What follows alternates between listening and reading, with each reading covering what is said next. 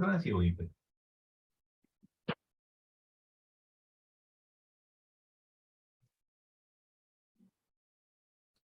So first let me mute everyone. Thank you. Everyone is muted now. The panelists can unmute themselves. My pleasure to welcome once again 134th edition of Thursday. Everyone is. Pardon, sir? Am I audible? Yes, you're audible, Alim. Please continue. So welcome to today's edition. The topic is very interesting, enticing, and controversial. Same-sex marriages, perspective and challenges. So we have experts from many places today. Next slide, please. We can change to next slide. Handing over the session to the chairperson, Professor Dr. Tufan Pati, sir. Sir, over to you. Thank you, Alim. Good evening, everybody. Welcome to the 134th edition of Thursday Musings. I have intentionally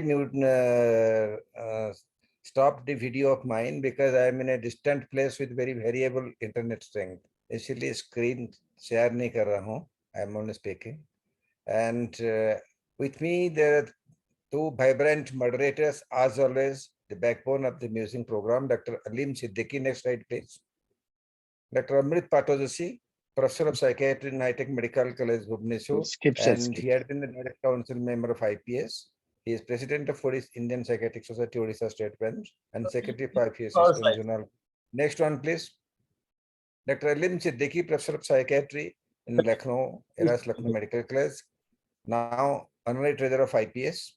And with this, next slide, please. I won't spare a lot because we are expecting this meeting will run over 10:30 p.m. So I am briefly introducing our chairpersons, dear old friend Dr. Karshi Chowda, past president of Bombay Psychiatric Society, working more than 35 years, consultant PD Hindu Hospital, chairperson of the Task Force of Indian Psychiatric Society dealing with school psychiatry and counseling, panel member of the Task Force of IPS dealing with ethical boundaries, chairperson of the Task Force IPS dealing with LGBTQ community, panel member of IPS Task Force that laid down clinical guidelines for treatment of autism spectrum disorders, the Indian Association of Private Psychiatry that dealt with college psychiatry, currently advisor of IPS Task Force dealing with LGBTQ. Field of interest is kids, had been part of the first panel of Maharashtra government that has laid down concessions for learning disabilities in Mumbai, written a chapter in 4 books, out of the prestigious Dr. Ellen Nulla Oration. Next slide, please. Next slide, please. Dr. Prasad Raj Dandekar. He is well known in this forum. Dr. Prasad is leading oncologist and he heads the radiation oncology department in Sir H.N. Reliance Foundation Hospital and Research Center in Mumbai. Trained in oncology in the Tata Apex Institute Tata Memorial Hospital. MD DNV Radiation Oncology, followed by Royal Master in NHS Trust London. 20 years of experience in the field of oncology with a unique experience of starting 3 new radiation oncology centers. Keen interest in the overall healthcare industry and is trained from the premium academic institution Tata Institute of Social Sciences in executive postgraduate diploma in hospital administration. He is a strong believer of importance of mental well-being and is trained counselor with a diploma in integrative counseling. He is also an International Coaching Federation certified professional coach. He has received the prestigious Anand Aspen Leadership Fellowship and is a part of the Global Leadership Network, founder of Health Professional for Queer Aliens, an initiative to sensitize healthcare professionals to the healthcare needs of the community. He is a co-founder of this Teenagers group.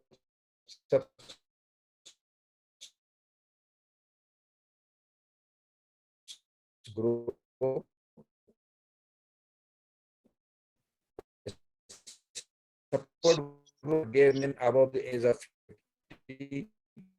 He's an active member of the Rotary Club of Bombay Hills. Please take and into topic. Next slide, please. Chairpersons to take over. Dr. Dandekar and Dr. Karshi Chowda, please take over. Meeting is yours. All right. It's going to be my pleasure to introduce Dr. Surbhi Mitra. She's been an extremely meritorious student throughout 10th and 12th and an MBBS and an MD, all of which were done in Nagpur. She actually, at the All India PhD entrance, got ranked #1, which is saying quite a bit. Currently pursued in child and adolescent and forensic psychiatry. She's a fellow de-addiction psychiatry, sexual orientation and gender identity mental health certified, fellow of Equal, which is the emerging queer leaders selected amongst the top 18 in the nation, has won multiple debate competitions, presented papers, conducted seminars specifically relating to that of the LGBT community, has conducted many webinars on mental health topics, has a YouTube channel named Mind Matters. She was the first female president of the Students' Welfare Association, ladies representative of the interns, PG representative, etc., etc. She's secured national awards, has been featured in national newspapers such as TOI, etc. And she describes herself as a public speaker and writer, an influencer, and a human rights activist. Welcome, Dr. Surbhi. It's a pleasure to have you here. Thank you so much, sir. Thank you for the wonderful introduction. All right. I hope you Prasad- remember that we had met during a conference Of course we do. at Of course we Pune. do. And for everybody around, I mean, we all spoke about Dr. Prasad in a very nice way. But let me say that when I was part of that first LGBT, when Section 377 was repealed, we were part of the task force. I was the chairperson of that. We set up a position statement from the IPS, which was quoted by 3 of the 5 learned judges when they repealed that law. And I will tell you that I could not have done even 1/5 as much as I had done if it were not for Dr. Prasad. Dr. Prasad pushed us like there was no tomorrow. He refused to let us even gasp for breath. Maybe because of that, I ran away from this hospital. So it's a pleasure meeting him as always, as you will see as time goes on. I'm going to ask you, Prasad, to start the proceedings. And then the idea today is we're all at sea. We don't really know what marriage what marriage entails in the gay community. We don't really know what the perspectives are. We don't really know what the future will bring. All the experience that most of us have is what we read in textbooks and what we have seen in certain areas in the West. It's going to be an eye-opener for all of us. We're all struggling. Some of us will have biases and prejudices, but then we also have biases and prejudices in marriages between different communities still existing in India. So let's see what happens in this talk. Prasad, please start. Thank you, Dr. Kersey. Lovely to see you, Surbhi, here. Thank you for being here. And I cannot express enough how courageous it is for you to come out on this forum and speak within your fraternity openly about our personal life, which is very different from heterosexual people, right? They don't have to come out into an open platform and talk about their personal struggles, but that's the burden we as queer individuals carry. And I just want to give a little context to this conversation. Before, as Dr. Kersey mentioned, 377 was still there. The entire queer community was together in fighting that one cause.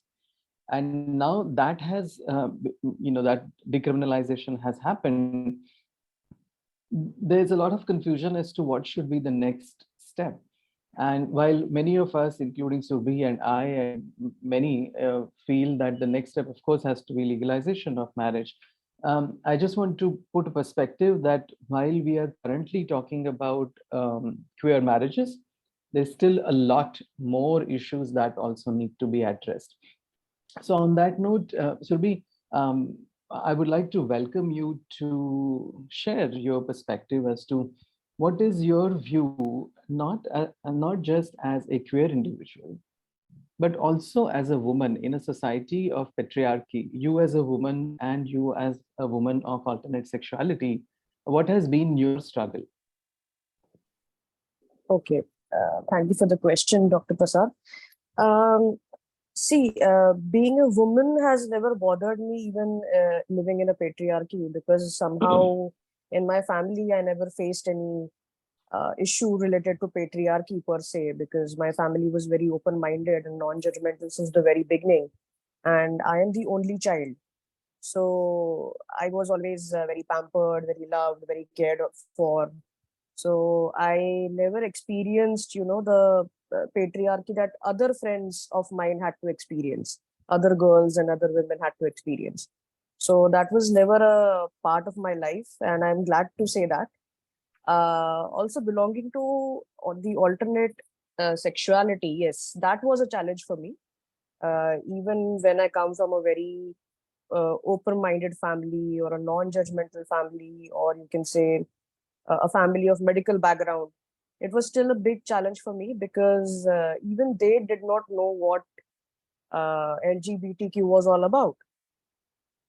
They said that they had only read about it as a deviation, and they never thought that it was very, very scientific.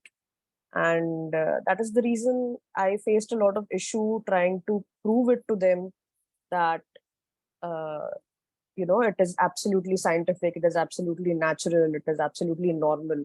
So that was something that took me years to do. And in the beginning, you can say that both my parents were not for it. So I had to go through a lot of research myself. I had to go through a lot of, reading about other queer people in the community, other famous queer people like, Ellen DeGeneres and Portia, or maybe Neil Patrick Harris and his husband David Bertka, and a lot of other couples who had come out even before, Section 377 was decriminalized in India. And I was also reading about a lot of people in India who had come out before Section 377 was decriminalized. So that is how I went about it. And then I talked to a lot of psychiatrists. The first psychiatrist that I came out to was Dr. Sudhir Bhave. He was very, very supportive, and he told me that he would be explaining it to my parents if I needed to do it. So I told him that, yeah, we need to go ahead with that. And he did. He did talk to my parents individually and together. And he explained to them about what it was all about. And gradually, then my parents started reading about other psychiatric and scientific researches related to the LGBTQI spectrum. Obviously, now that Google has to offer a lot of rubbish research projects as well, because anybody can put anything on Google. So they are not very, very, you can say, scientific in nature. And so my father one day went to an article in which it was written that at least 75 to 80% of people can be converted to heterosexuality. So then again, there was a talk amongst the psychiatrists, and my father went and talked about this.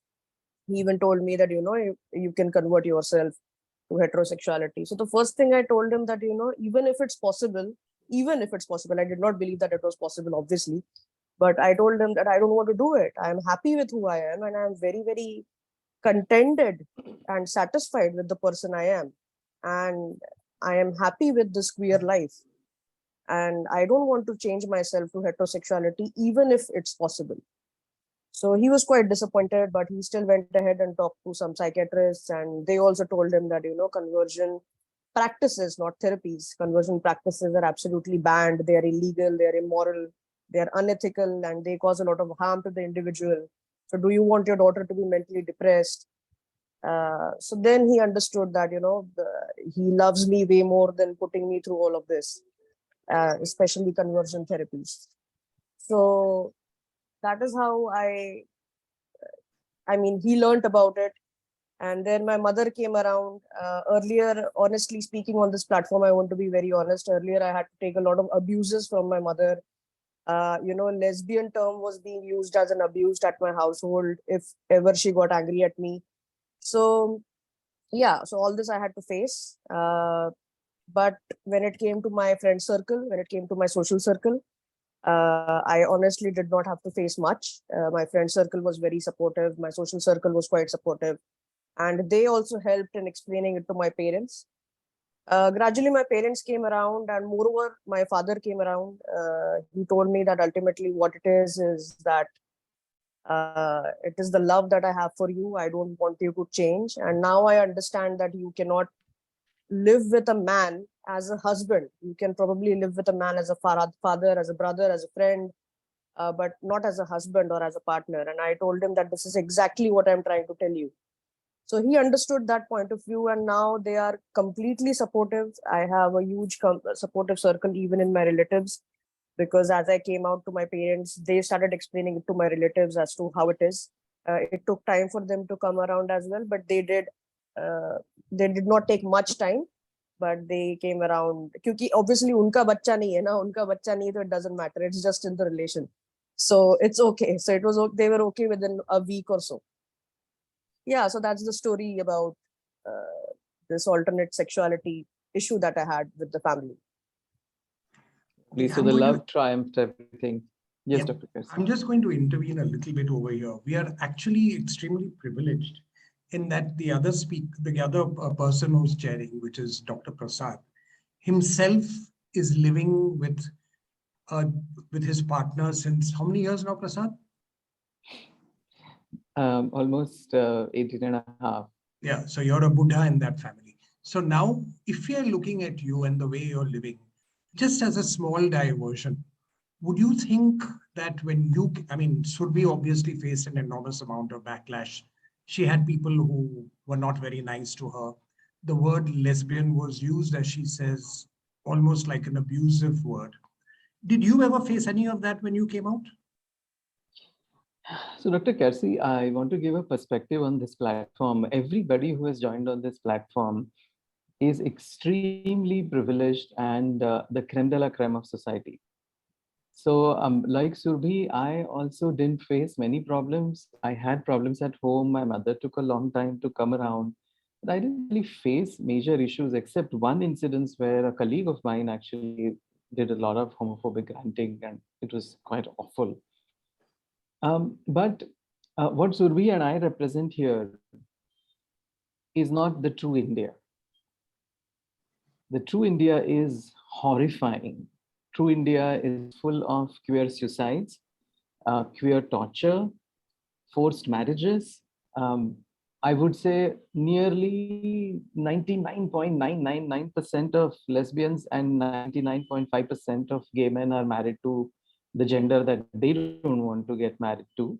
And it's a horrible situation. So for my psychiatrist colleagues, we see around 181 of them here who have joined. Please understand that when Surbhi and I say that we didn't face any problems, we don't represent the LGBTQ community in that regard. We are privileged, and we are privileged to be here and sharing, but we understand the pain that our fellows from the LGBTQ community go through. Thanks, Prasad. Okay, I'm coming back to you, Surbhi. You realized that you were interested in women around what age? I think I started realizing it during my school days itself, but it was not very, very clear to me. I just thought that, I feel better when a girl is attracted to me as compared to when a boy is attracted to me. I mean, I would feel equally flattered if anybody would approach me. That's a different issue entirely. But the butterflies would always come when a girl would approach me, or a girl would, give me some compliment. So that is when I started realizing gradually. But if you say that I could pinpoint it around the age of, I think, 17, 18 or so. So you were in college. Absolute pinpointedly. But earlier I realized around 12, 30 itself. Okay. So you had a whole bunch of crushes growing up? Honestly, I wouldn't call them crushes. They were more like my very dear friends. But then, what happens is that you start imagining that maybe you could have a life with this friend. So even when you don't know about their sexual orientation. It's just that it happens that you start imagining that, this person is my best friend. Probably we could have a life together. Not in a partnership sense, but it's just a very rough idea. Sure. Yeah. All right. And in the growing up stage, you ever believed that there was a future for you if you did stay with a lady? Honestly, during my growing up years, I did not feel that I had a future with a lady. But I always felt that maybe, I would just concentrate on my career and my education, and then I'll see where life takes me. That is the reason I could, be so meritorious in my education days. I could do pretty well in my career, and even ahead, I could do a lot of things in public speaking, in activism, in writing. So I concentrated more on that. Then while growing up, I realized that, the generation has changed and the newer generation has come, which is far more accepting. And it was a delightful time for me. And that is when I realized that, now there is a possibility that I may also have a life partner. Can I get in, sir? Sir? Who's So, speaking? Dr. Amrit. Amrit, sorry. Yes. Yeah. Yes, Amrit. So crushes are one thing, marriage is another thing, Dr. Surabhi. Yeah. So, and as you know, people are gradually going out of the marriage culture. You look at a lot of heterosexuals also, people are looking for live-in relationships and all. So why is the LGBT spectrum as a community fighting for this right to marriage? Why not opt for live-in relationship as they are allowed by the center? Yeah, this is a very, very pertinent question, and I have been asked this question quite rampantly these days. कि तुमको rights क्यों चाहिए marriage को लेकर जब heterosexuals ही खुद भाग रहे हैं इस चीज से, and they want to have a live-in relationship, and they don't want to have the problems that are associated with a marriage. To which I only reply with one thing, that the fight is just for the right to equality of marriage. The fight is not that every homosexual person or every homosexual couple wants to get married. So just like every heterosexual couple might not want to get married, all homosexual couples also might not want to get married. But the thing is that even if we do exercise the right or not, it is important that we have an equal right.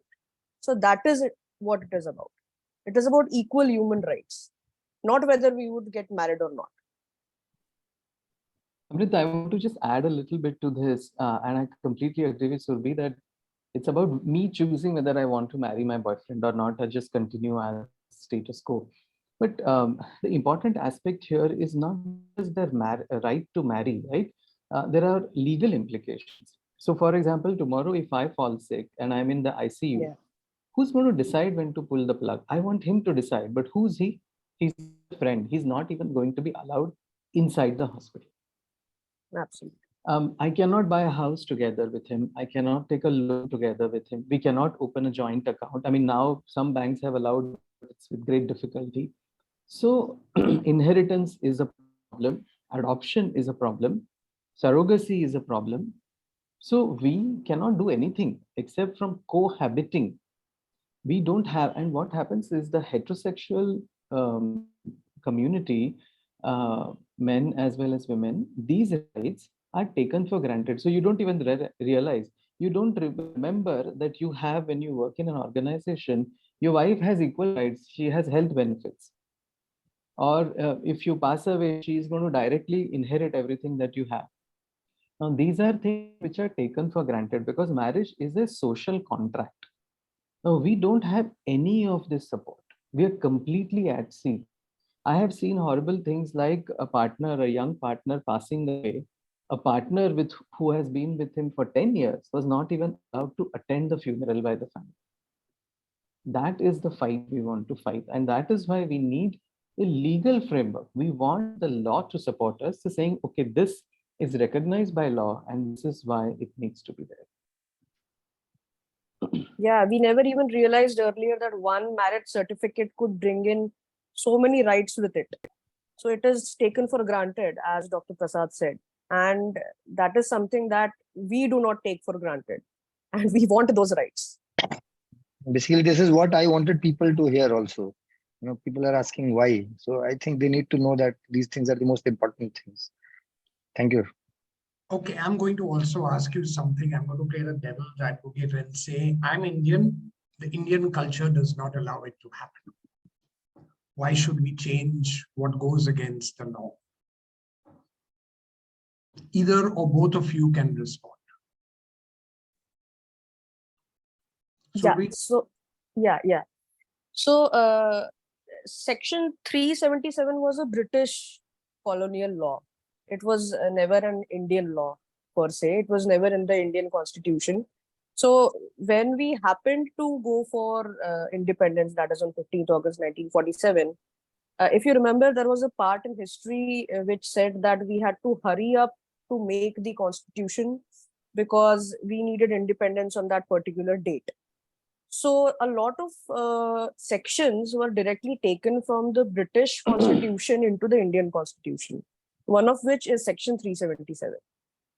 So if we see earlier, the India, which was before 200 years of British Raj in India, that India was very liberal, that India was very supportive of love, that India was very, a lot of transgender people were even revered during that time. Now that they are discriminated against, earlier it was not the scenario. Even homosexuality per se was not criminalized. There was no punishment for it. They knew that it existed.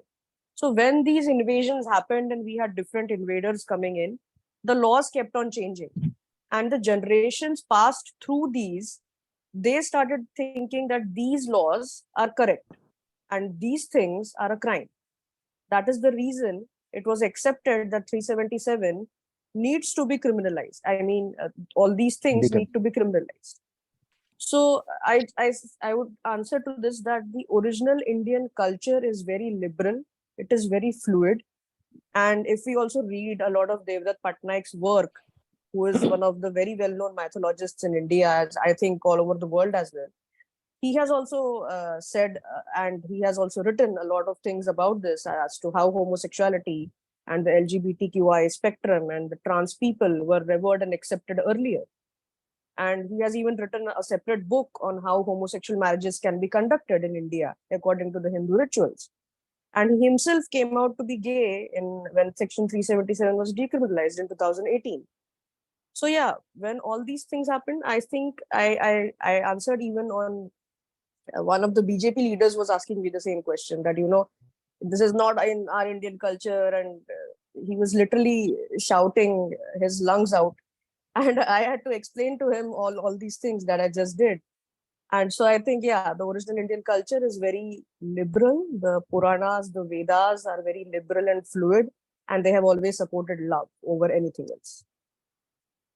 Okay. Dr. Kersey, I want to add one point here. Surbhi spoke very beautifully about what has been.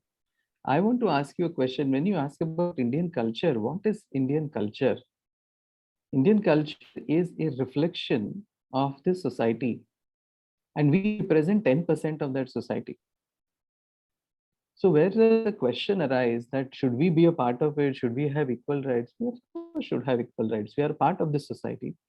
And we definitely need that equality. We until very recently had sati laws.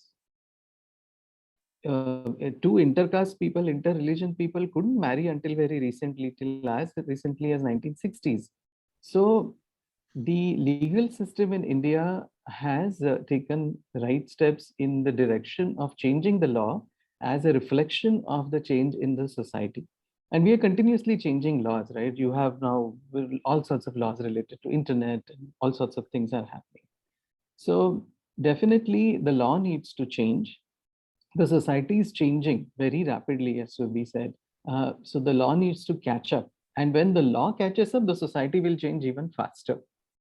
Absolutely. I would also like to add more things to the points that Dr. Prasad raised. Like, Sati Pratha was very much into the I mean, inculcated within the society, integrated within the society. Also, dowry. Abhi tak ke dowry li jati hai. A lot of times illegal dowry has been taken. We come to know about the bride's family gifting so many things to the groom's family, even today. Then women's education rights weren't there until recently. Women's voting rights weren't there. So even women were treated as a minority in a patriarchal society of India. So all these laws needed to be abolished, and it took time. So as Dr. Prasad said, that once the legal system falls into line, the society does too. Although it does take time, but it does happen. Okay, So, one question from my side. please. Regarding the children that are present in the same-sex marriages.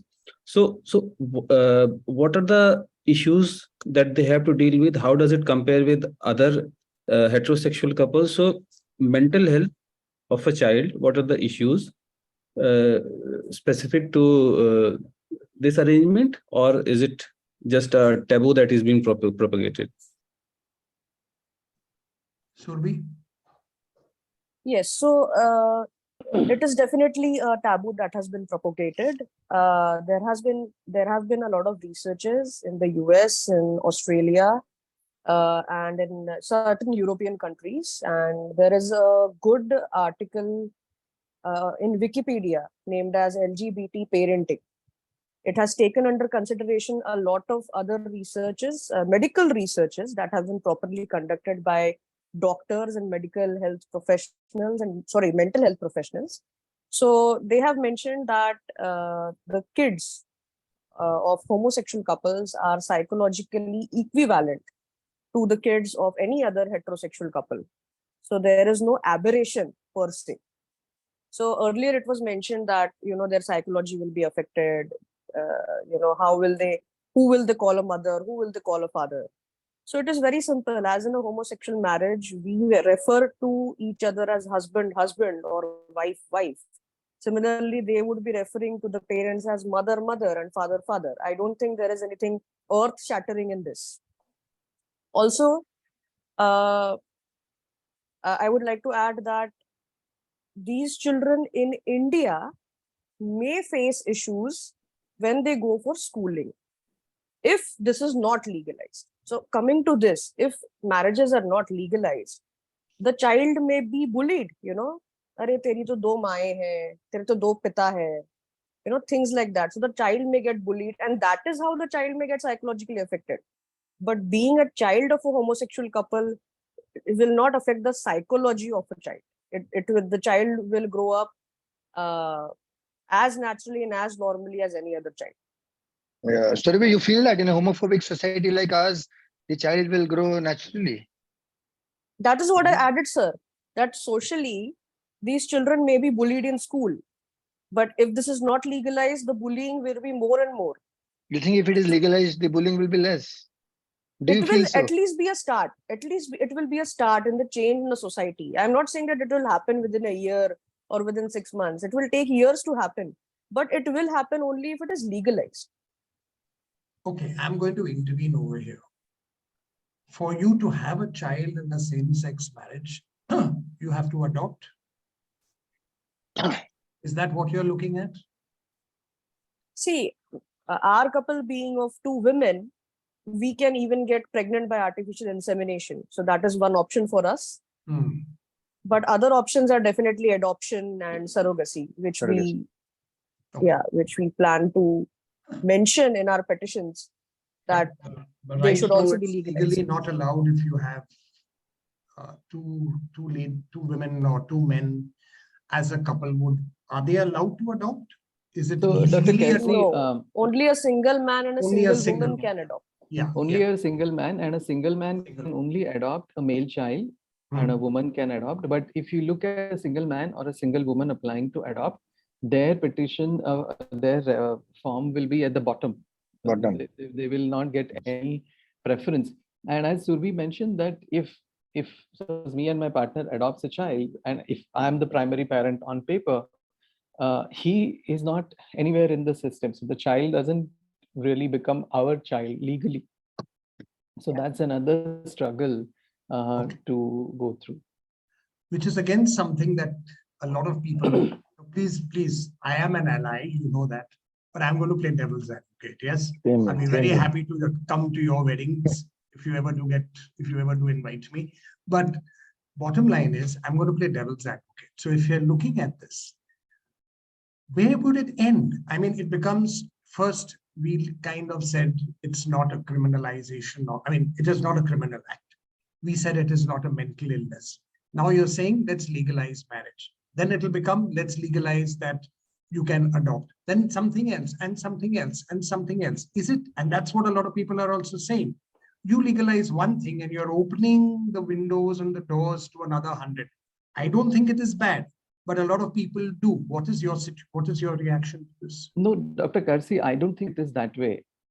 It should not happen one after the other. It should happen all at one go. Okay. I want equal rights as you have on one day. I don't want to keep fighting this. It should happen by default. My recognition as a respectable member of the society and my right to live a fulfilling life should be respected by the law. I'm a part of the society and the society needs to recognize that. We don't want to do one after the other, all at one go and all of it.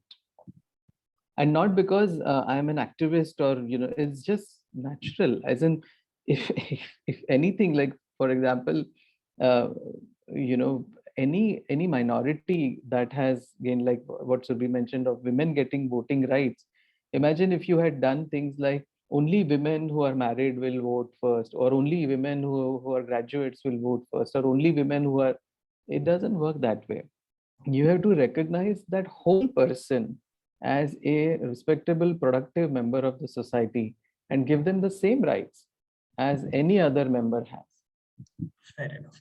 Now, as a corollary to what you said, because you brought up this thing, the center has also said, why should minority laws be given preference over other important things happening in the nation? Now, that sounds a little weird, but exactly, that is what they have said. What would be your answer to that? My answer is that we do not want any preference to be given. We want a prompt attention to be given to something which is long overdue for decades. And when the government says that we have other priorities, yes, of course, it is their job to do so. We voted them to do it. They're not doing us any favor. Sure. I'm not begging to this government to do things for me. I'm demanding my right that I voted you. You ought to do this. And you ought to do many things. You have to run the country. Get on with it. So Also, I would like to add something to this, that when the government or the center says that LGBTQIA spectrum people are a minority, I don't understand where they get the data from or where they have the statistics on this, because there has been no national level research done properly to investigate whether LGBTQ spectrum people are a minority or a majority, they are halfway, where they land. I mean, they don't know. We don't know, honestly. But being an LGBTQIA person myself, and also being a psychiatrist, I know for a fact that I get so many patients talking to me about this, even at the age of 40, 50, 55, 60-year-olds realizing their sexuality, realizing their gender identities, so there are so many candidates that keep coming to me. I get calls. I have an helpline number which I have put out on social media. So I get multiple calls on that related to this. So if I know that if I put up maybe a poll on my social media, I may get majority of people being LGBTQIA. But am I claiming that Majoritarians are LGBTQIA? I'm not saying that. So similarly, the government should not be saying this, that, these are minorities and they are minority issues. Number one. Number two, चलो मान भी लो हम minority है. मैं तो कहती हूँ हम 0.5% भी नहीं है. Okay, but aren't we humans? Don't we have the same rights? Aren't we Indians? So we need all the rights that are given to any other human being. As simple as that. Even if we are 0.02%. Yeah. जो कि And, हम नहीं है. Somebody's mentioning about the census having LGBTQ data. I don't think that is right. It may have some data about transgender individuals, and that too probably it may only look at a certain section like Hijra community. I wanted to, I forgot what I wanted to say now. Okay, it will come to me. Abhay sir has raised his hand, sir. Karsi sir, Abhay sir wants to speak something. Yes, Abhay, please go ahead. Yeah, thanks a lot. It's turning out to be more interesting than what I actually thought. Let me be honest about it. And think we've Kasi lost knows him. how to conduct it. That's the best part. Okay, when he comes what back, I- we'll talk.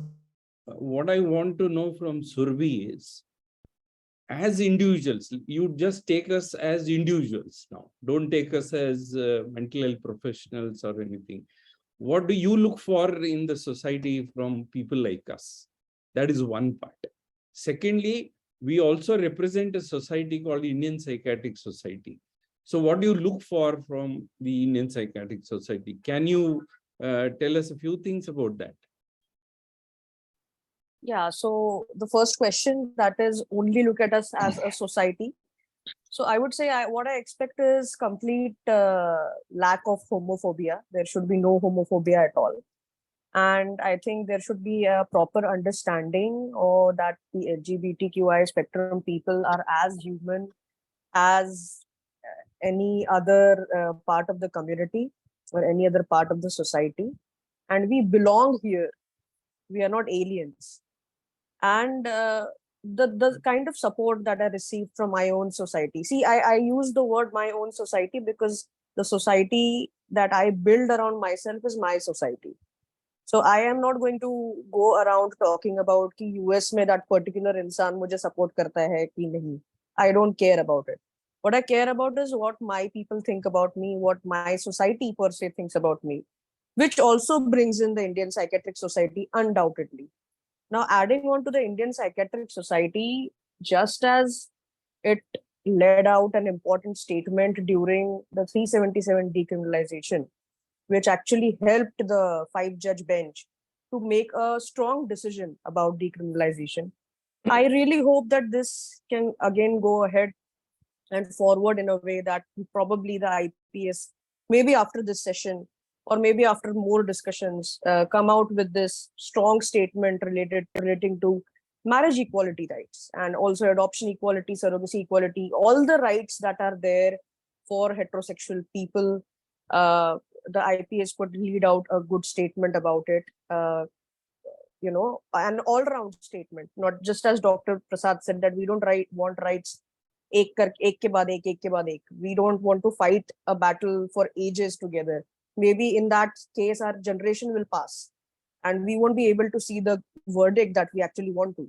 So yeah, if the IPS could do that, and the IPS could actually also help in, inviting us as just as normal couples to conferences, to CMEs, and giving the rights to the other partner, just as is given to the partner of a heterosexual psychiatrist. I think that would be really great, and even to our children in the future. That's lovely. So let me just add 1 minute, if I can add. Dr. Abhay sir. Hello. Yeah, he's muted himself. Go ahead, Amrit. Yeah, basically, Yeah, I have I'm here. been a lot of consultations with Dr. Prasad, a lot of people, and including Dr. Kavita, who is online. And I have sent a letter which we could write and from the Indian Psychiatric Society in terms of how the child can be, people who are born, who are adopted, or like Surbhi was talking about surrogacy or artificial insemination, how the kids won't be any different from kids we would have. So there's a letter I have already drafted. I have sent to the IPS along with a lot of references. So maybe in a couple of days, the IPS is taking this up in the EC meeting, which is the day after tomorrow, sir. Yeah. And maybe then we'll circulate the letter. We are already working on it, and our president has already taken cognizance of this, and it has already started circulating the letter. I hope we'll get a very good response from the Indian Psychiatric Society. Thank you, sir. Thanks a lot for this work, and we are ever indebted to you and the IPS and Dr. Karsi and Dr. Bhide for helping us to decriminalize. But I want to go one step ahead. If IPS actually does write a letter, it is going to ensure that I live another 40, 50 years in happiness. It is directly going to impact personally on my life and lives of millions of people. The other aspect of, so government has said that if gay marriage is allowed, it will have a negative impact on children. And we have a lot of data available on which says completely the opposite, in fact, that children do far better. We also have data which suggests that in any country, if gay marriage is allowed, then the teenage suicide rates significantly drop, because majority of the teenagers who are doing suicides are actually from the LGBT community. The other significant impact is on the mental health of the queer people, whether they want to get married, whether they don't want to get married, whether they have partner, they don't have partner. The studies are very clear that when a gay marriage is allowed, there is a definite improvement in the mental health status of the queer community of that particular country.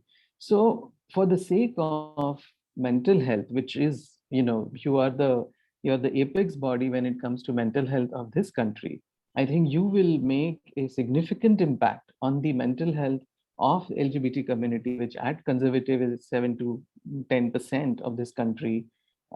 If we get this letter, that's the impact that you will have. Also, I would like to add certain things that, like Dr. Prasad talked about suicides.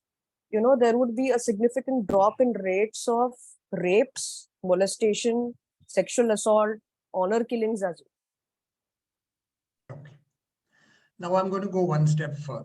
So we give you, not we give you, you get the right to get married. Then you would expect the same stuff in terms of divorce laws. There's a lot of agitation happening even in the heterosexual community about what is considered sometimes to be skewed divorce laws.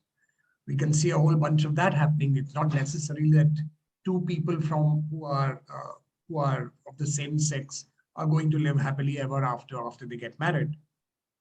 So then as a corollary, does that also mean divorce laws will come in, et cetera, et cetera?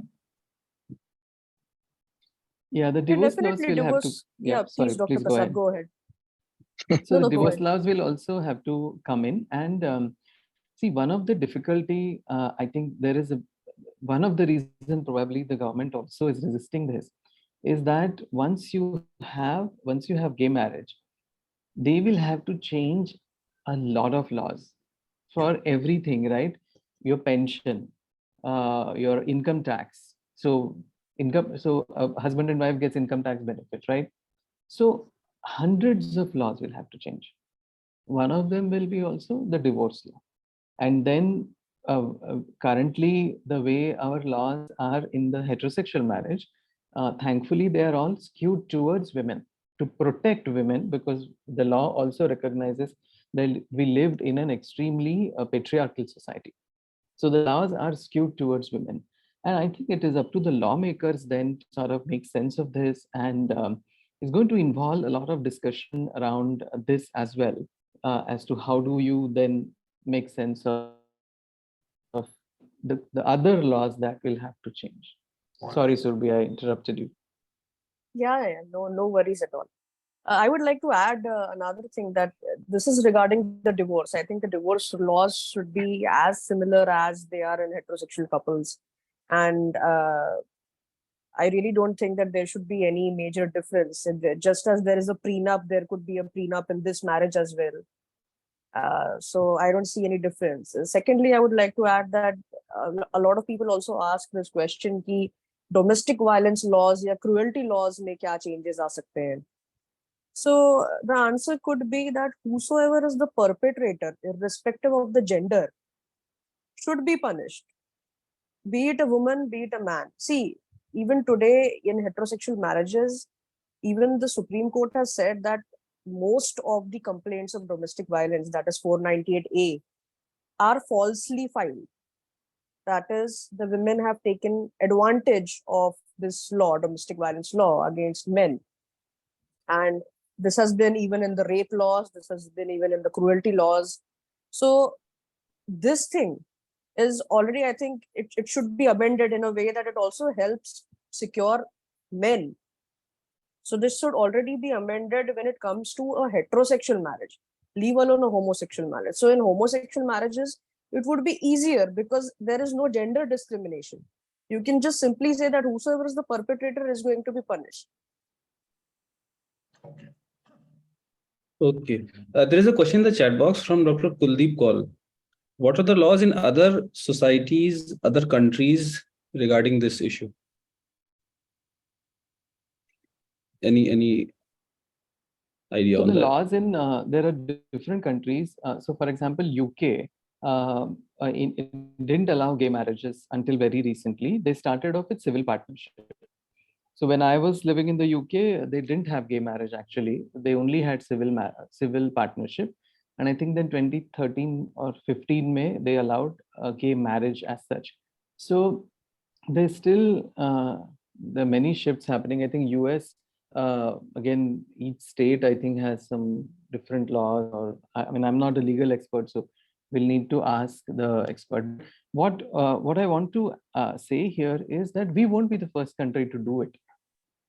So we don't have to bear the burden of doing it the first time. You can, I mean, our legal system can learn from other countries and also see how those changes have worked or not worked and how those changes can be adapted to our society. It is very important that we ensure that we make laws which make sense in our country, because each country is going to be different and our country is that way very different from but if you look at Taiwan, for example, the closest it's the first Asian country which legalized gay marriage, and they have done it. So there is a lot to learn from other countries. It's not, we are not going to be the first Asian country to do it. Okay, Okay. in fact, Dr. And Kavita the worst part, sir, is today you looked at what Uganda did, no? They passed a law where the death penalty for Yeah. aggravated homosexual activities and gay sex is life imprisonment, sir. So they've taken Okay. it. So just to bring into perspective, Dr. Kavita Arora, who's done a lot of work in this, has just set up something in the chat box saying 33 countries have marriage equality laws. So it might be good for all of us to go through whatever we can and see how they have coped and the problems that they have had, etc., etc. All right. Somebody else has said 25. Shobit Garg has said 25. We'll find out. No, it's 33. Okay. Okay, there is a question again by Dr. Sudeep Som. From the point of view of bringing up children by the same-sex parents, how the parenting styles may be affected, although it is quite hypothetical to ask at this stage. So would there be difference in parenting styles, or what about it? May I go ahead? Please do. Yeah. So honestly speaking, these days, I don't think that we follow typical or stereotypical gender roles in a family, which earlier used to be there. Like the woman would be at home taking care of the children, cooking meals, and the man would go out and be the breadwinner of the family, and he would be financially, he would be supporting the family financially, and things like that. So there were stereotypical gender roles assigned way back, but these days we don't see all of that in a family, in a particular family. We see that both the parents play certain roles which can be called stereotypically masculine or stereotypically feminine, or maybe gender neutral, or maybe gender fluid. So in that sense, I don't think it should affect the parenting styles much, because as there are no gender roles in a homosexual union, there wouldn't be gender roles even when it comes to parenting. That is again my way of seeing it. Dr. Prasad may have a different view. So I agree with you, Survi. But other thing I want to bring in is, while the government may in whatever they have filed may say a family is father, mother, and children. But we already have a lot of alternate families, right? Divorced parents, single parent. Both parents are not there and the child is being reared by grandparents or other relatives. We have hundreds and lakhs of children in foster care in Anath ashram or whatever you call it. So there are already different styles of parenting being there. Yeah. And if a gay couple or a lesbian couple or a transgender individual and their partner are bringing up the child, they are going to bring up the child as they feel right. I'm sure the way Amrut brings up his child is very different than how Alim does it. They're different parenting styles. They're just two fathers. That's the only common thing. So this argument that the parenting styles will be very different, and it sounds almost like we'll do some witchcraft on our children, which straight people are not doing it. No, we are going to be very loving. I mean, I have two nieces, and the most delightful thing in my life is to visit them and spend time with them. It's just amazing. Thank you so much, sir. Also, if I may add, I have a friend in UK. She's almost 50 years old now.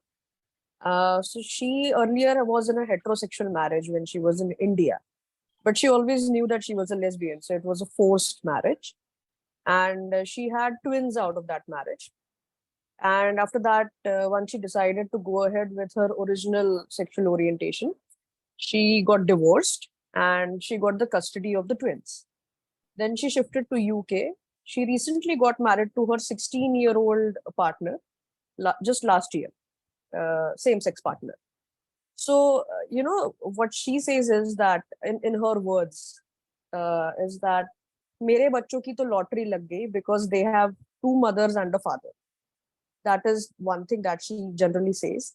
And another thing that she added up was that, what happened was that when the children were 4 or 5 years old, that was the time when she got divorced. So the children did not, need to be told separately that now, now there would be a mother in the family as well. So what happened was earlier the children used to draw. I'm talking about Raga, you're right. So yeah, the children earlier used to draw a mother, a father, and themselves. Later on, at the age of 4 or 5, when they realized that there is another mother in the family, they started drawing a mother, and themselves. So they did not need to be told about it. The only language that children understand is of love, and they understood it. Absolutely. When I, a few months ago, my older niece is 8 and the younger one is 5, and they were here and there was something happening. Me and my partner stayed together, and so my younger one asks, "Is Sri Mama your brother?" So I said, "No, he's not my brother." Then she says, "Then why does he live with you?" So I said, "He is my partner, like Mummy and Daddy. Me and Sri Mama are partners." So the next question, which I was shell-shocked, she said, "So if two boys can become partners, can two girls also become partners?" And this is a 5-year-old child. Yeah. I was like, wow, this generation is at a completely different level. So it's quite smooth.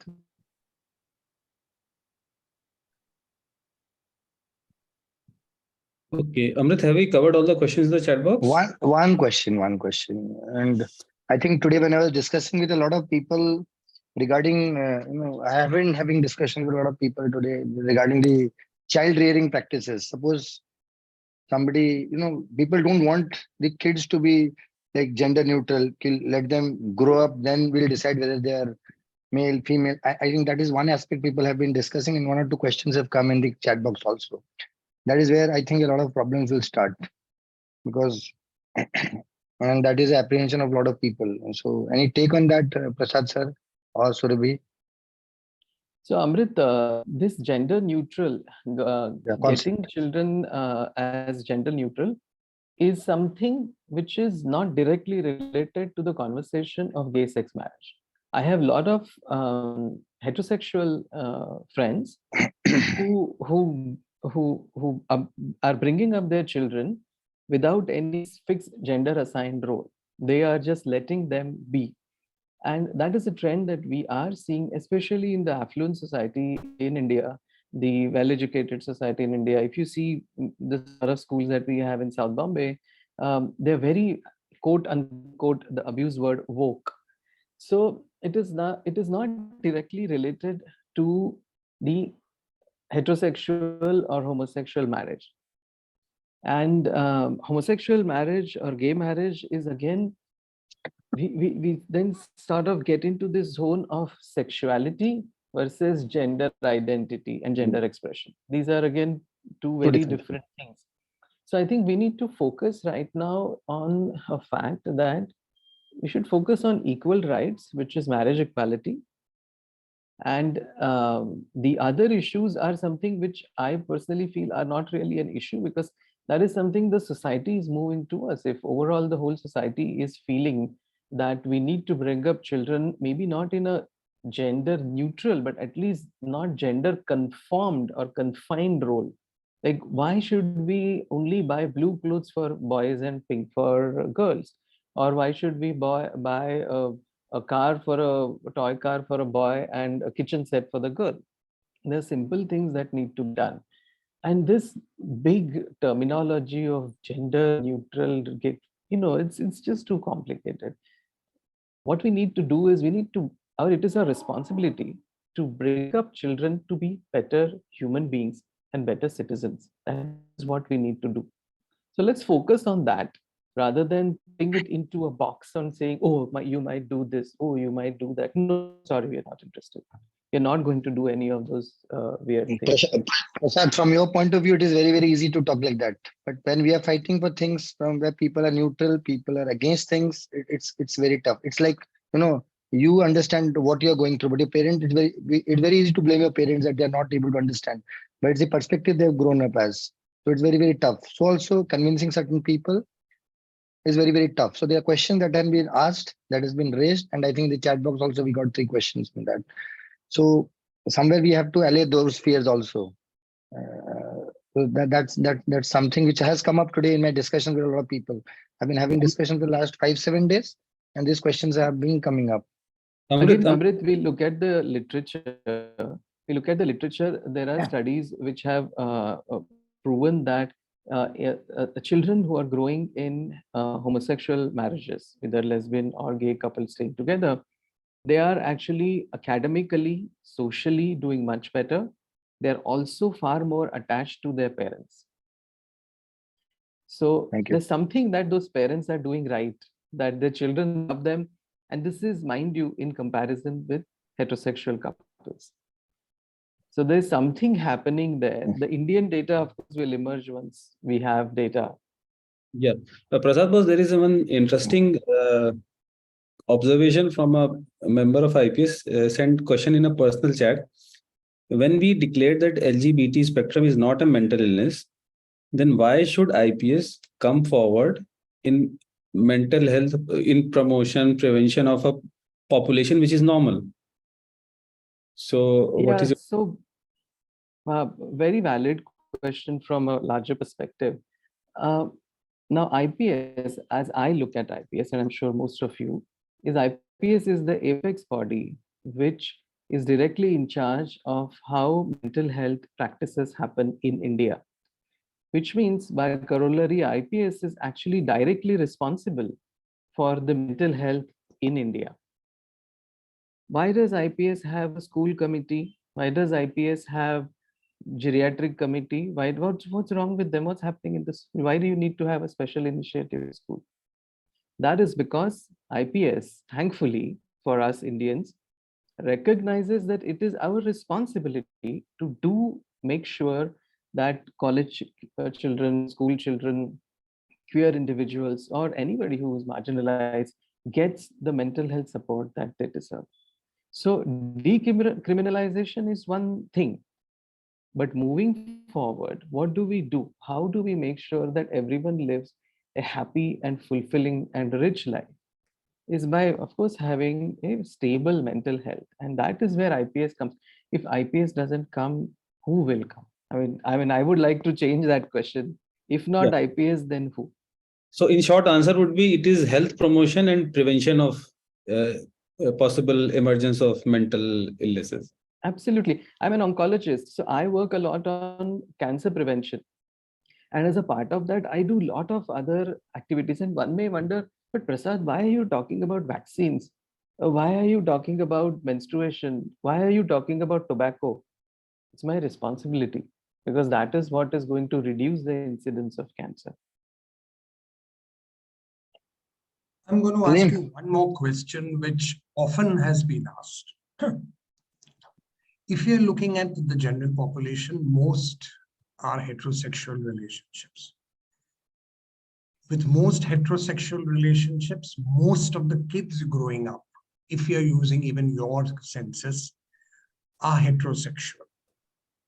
Is there a possibility that most kids who are brought up by homosexual or gay or lesbian parents, that there's an increase in the possible homosexual orientation in the kids?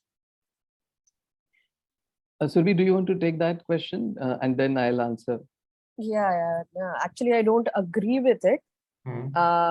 Just as you know, I have seen heterosexual relationships around me, and I'm born out of a heterosexual marriage, but still I am a homosexual. That clearly proves that I did not, just copy the heterosexuality and become a heterosexual or just have my a sexual point. orientation. No. Surbi, that's just my point.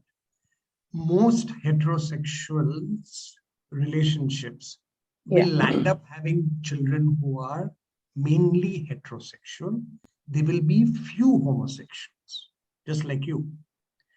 Is there a possibility that homosexual relationships will have very few heterosexual kids growing up? This has been asked to me because when I was talking in a forum somewhere, they asked me this. And frankly, I was stumped. I did say no, of course. But I mean, is there anything that you can talk about? Yeah, I think this is a very hypothetical question because, again, as I said, there is not much of a data for how many homosexuals are out there, because a lot of heterosexual people pretend to be heterosexual whereas they are homosexuals. So that is there. So we don't really know whether it's a reality that maximum people are heterosexual born out of a heterosexual bond. Similarly, I don't think that a homosexual union will give rise to children who are homosexual or children who are hetero. They could be of any gender identity or they could be of any sexual orientation. Okay. Prasad, you want to intervene? Yes, I have just put in 2 studies in the chat box, which basically summarize that there is no correlation like that. And what we are saying is, basically what you're saying is, will the parents' sexual orientation have an impact on child sexual orientation? Now, we know that we don't know how the sexual orientation actually typically happens. There are lots of theories about it. There is, genetic theory, there is how the child is brought up, and all sorts of things are there. So we don't know the truth really.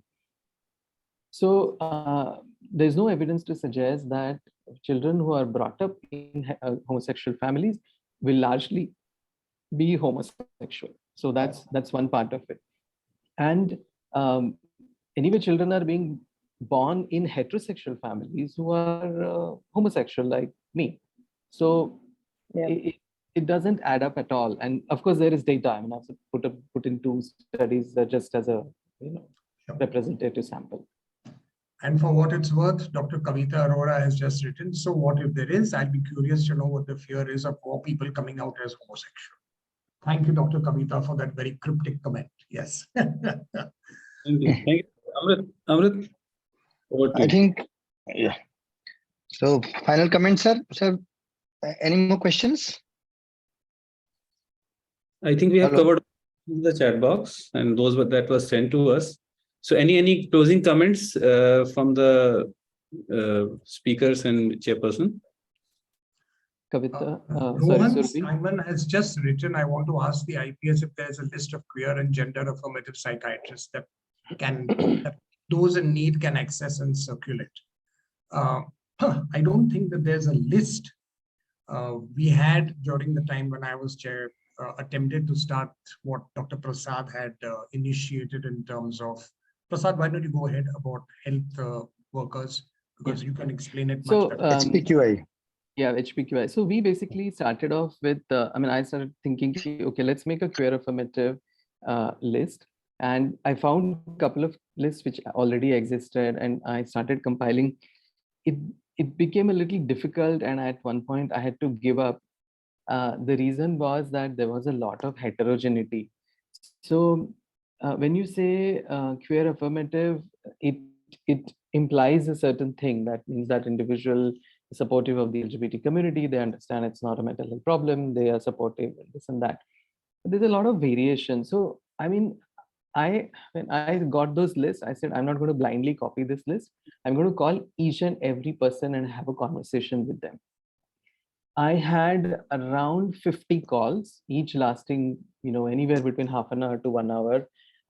I found that many individuals actually had no idea, and they were just put on that list. And when I asked them, "Are you supportive?" They said, "Yes, yes, yes, of course." But when I dug deeper, they actually said that no. Many of them said, "We have actually never seen a queer individual in our clinic." So those were things. But the last straw for me to stop was an elderly gentleman whom I called.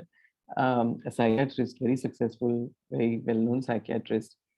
And he was amazing. He was very, very sweet. And he said, yes, of course, I'm very supportive of the LGBT community, transgenders. I make sure that all of them get married and live nicely and happily. They have problems, but I support them. Now, this was a gentleman who had no malice. He truly believed that getting married to the opposite gender is the key to happiness, and I am helping these poor queer individuals to get married to women, gay men to women. And at that point I said, this is a little too early to do. We first need to do what Kelsey and we and many others did, which was sensitizing the whole country. So there's a lot of work that needs to be done, and I think we need to build that network amongst ourselves. So whenever somebody reaches out to me and says, Prasad, do you know somebody queer friendly in a particular city? I reach out to one of my psychiatry friends from IPS and ask them, and they are always very kind and generous to share the contact details. That's where we are right now. Thank you. Okay, you asked for final comments. I'm going to give my final comment. I think it was extremely brave of Surbhi, as somebody said right in the beginning, to have come out and agreed to be a participant on this panel. Dr. Prasad has been a very, very dear friend since many, many years, and it's always a pleasure to interact with him. He's so very busy that he refuses to answer my calls very often, but that's okay. Thank you, Alim and Amrit. It's been a slightly different, controversial for what it might be, kind of a topic that we've discussed in your armamentarium of topics. Thank you for allowing me to be one of the chairs. It's been an absolute pleasure. And I hope that something can be done so that just about every Indian gets the right of just about every other Indian. Thank you. Prasad Bose. So thank you very much, both of you, for inviting me. And it's always a pleasure to interact with the IPS. But I really want to thank Surbhi for bringing her own self into this conversation and talking to us about the struggles and the great work that she's doing as an influencer. And Surbhi, I'm sure you know this, but you are going to be someone people are looking up to, the younger generation. So and what I realized over a period of time is that you actually will never find out how many lives you have touched. You will get, say, 5,000 likes on your video, but somebody sitting in Timbuktu who is not even out and never going to come out will see that video and feel, at least she's living the life she needs. I would like to live, and feel happy for a moment. So the work that you're doing is amazing, deeply impactful. So please do continue. And thank you very much for that. And thank you, IPS, for being always so generous and supportive. Thank you, Surbhi. Any last comments from you? Yes. So first of all, thank you very much for taking up this topic for Thursday Musings. I always have heard about Thursday Musings and that it is very successful as a, you can say a panel discussion. And I was very glad to have been invited, Dr. Amrit. Thank you so much for doing that. And Dr. Aleem for coordinating with me constantly on phone calls and on messages as to what can be done, what can be discussed, how we can go about it. And it was very sweet of both of you to do that. Dr. Kersi Chowda, I really like your work and I have always admired you. I had told you this in the Pune conference as well when I came up to you and I met you, and I was very, very happy with that. And thank you so much for the 377 decriminalization work that happened under your leadership. Dr. Prasad, I don't know if you remember, but we did meet during Equal 2022. You had taken our session and I was one of the 18 and I had interacted with you quite much. But yeah, you were there. You had taken a session. Was and that even the your partners there, we met. Humsafar? Yes, yes, Humsafar sir. initiative. Oh, yes. yes. Okay, yes. Yes, we were at I think Juhu pe koi Juhu Hotel, yes. hotel Yes, tha. now I Sun and remember. Sand Juhu, yeah, we were there.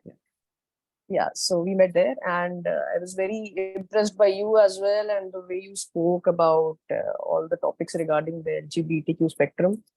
And I'm very glad that I could, share my story and also share my work with you. And I'm very glad that all of you appreciate it deeply and so kind-heartedly. And yeah, as you said, Dr. Prasad, I wouldn't be stopping. I would be doing it more and more as much as I can. And the fight is not over until we win. And even if it doesn't happen during my lifetime, but at least the future generations could maybe have a good life ahead. So I really hope for that. So that's that. Inshallah. All the best, Surbi. Over to you, Amrit. So thank you so much. At the outset, it was a very controversial thing. Many people don't want to bring it on a forum.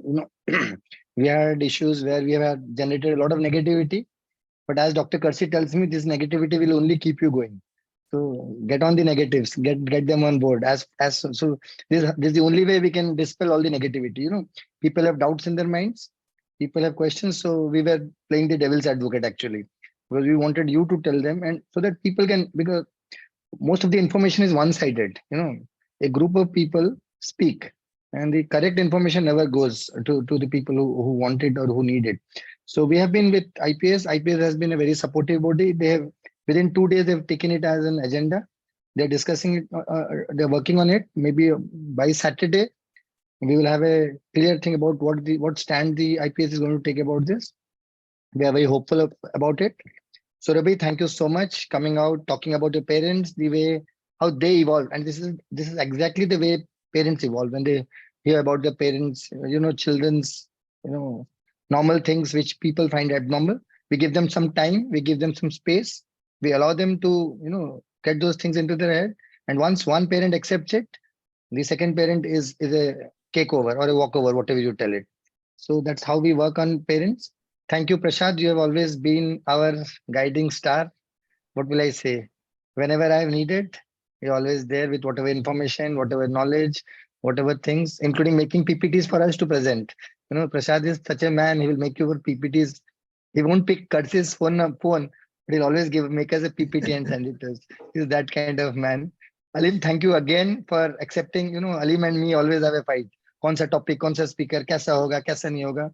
So I only choose the speakers and the topic, and then I allow in that you now work on the speakers, how you want the topic to come out to be. So that's how we combine. Tufan sir has always been there guiding us, never telling us no. But the best part about it was a topic that did not generate the sort of negativity we expected it to be. And that's a sea change in the way the psychiatrists have been taking about these causes now. So thank you, Torrent. Thank you, Odisha Psychiatric Society, IPS, of which I'm the president now. We had a wonderful talk. We had some wonderful discussions. The only regret was Dr. Bhede could not join us. He was somebody who is a great man when it comes to these topics. He's currently not well. He told, I'll join from the hospital.